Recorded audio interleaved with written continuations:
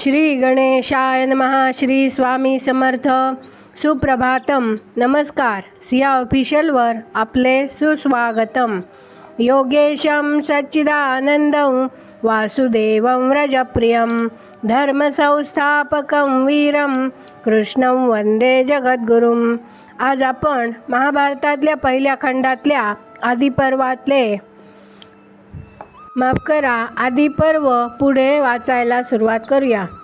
वैशंपायन म्हणाले, इकडे वारणावत नगरात ती काळरात्र संपल्यावर समस्त नगरवासी लोक पांडवांचे काय झाले हे पाहण्यासाठी शक्य तेवढ्या लवकर त्या वाड्यापाशी म्हणजे त्या लाक्षागृहापाशी आले आणि ते आग विझवीत असता सारे लाक्षागृह जळून खाक झाले आहे व दुर्योधनाचा अमात्य पुरोचन हाही त्या आगीत जळून गेला आहे असे त्यांना दिसले. पांडवांना जाळून मारण्यासाठी क्रूरकर्म्या दुर्योधनानेच हे कारस्थान केले यात शंका नाही.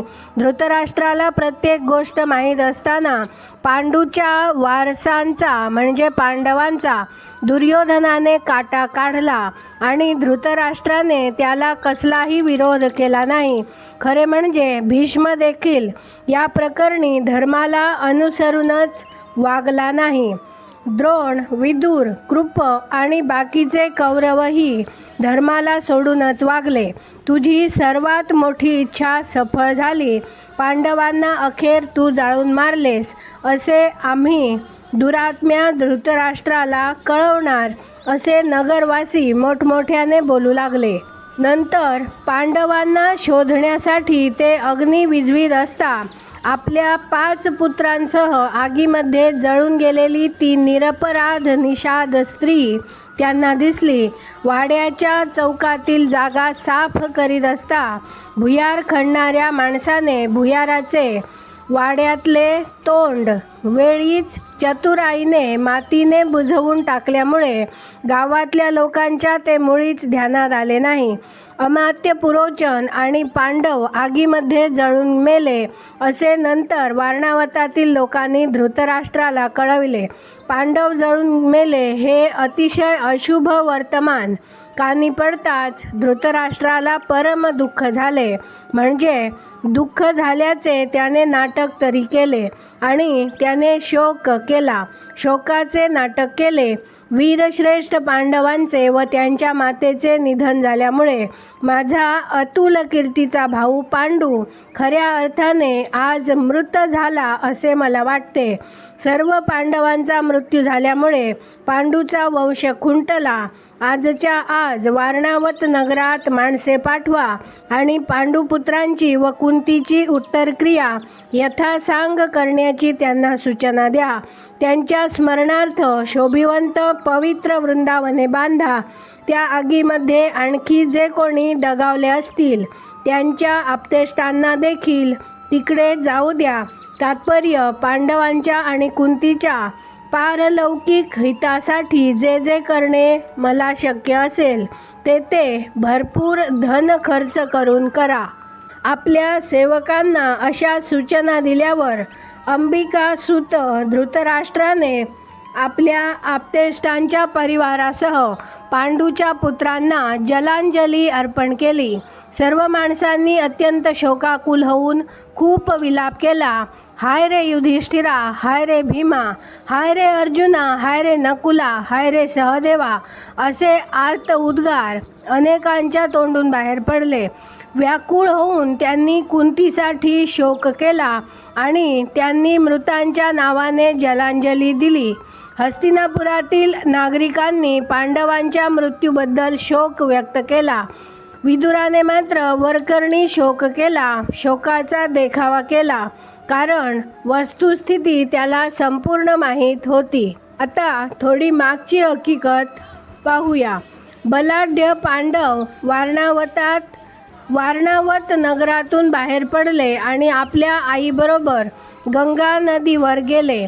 नौका वल्हवणाऱ्या कोळ्यांच्या हातांचा सपाटा, नदीच्या प्रवाहाचा वेग आणि वाऱ्याची अनुकूलता इत्यादी गोष्टींमुळे ते अगदी शीघ्रगतीने गंगा ओलांडून पलीकडे गेले.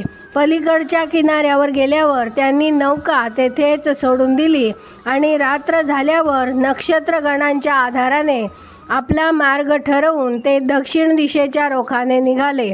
रात्रीच्या अंधारात ठेचकळत वाट काढीत असता पांडव एका निबिड अरण्यात शिरले.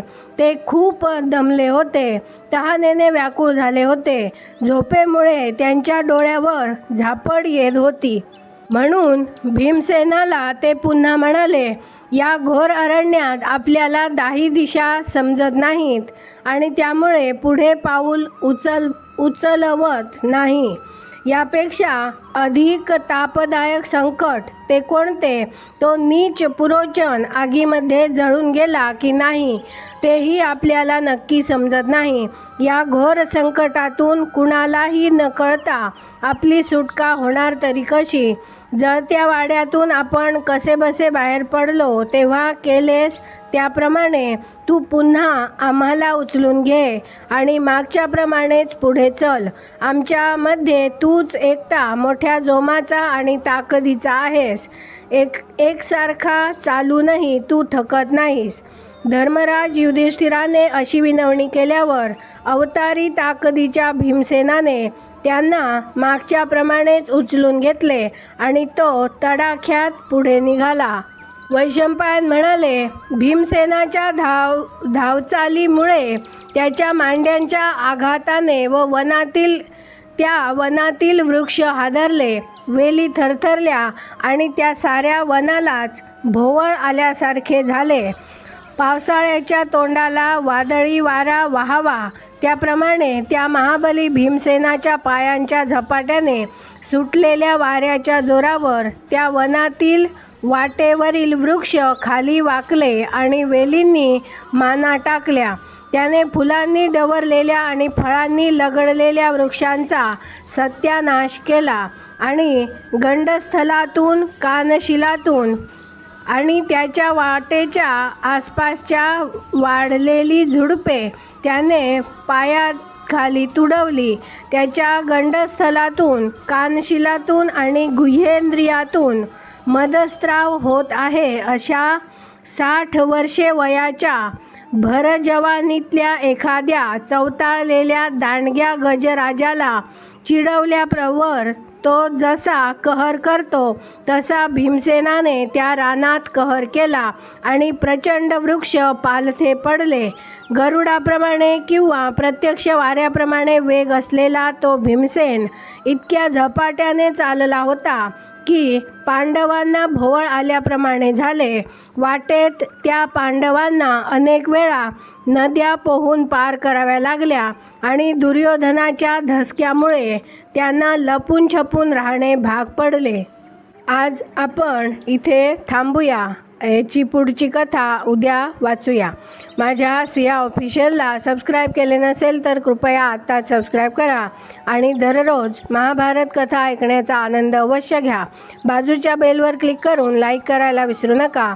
शेअर करा, कमेंट करा आणि राधे राधे लिहायला विसरू नका. धन्यवाद. जय श्री कृष्ण.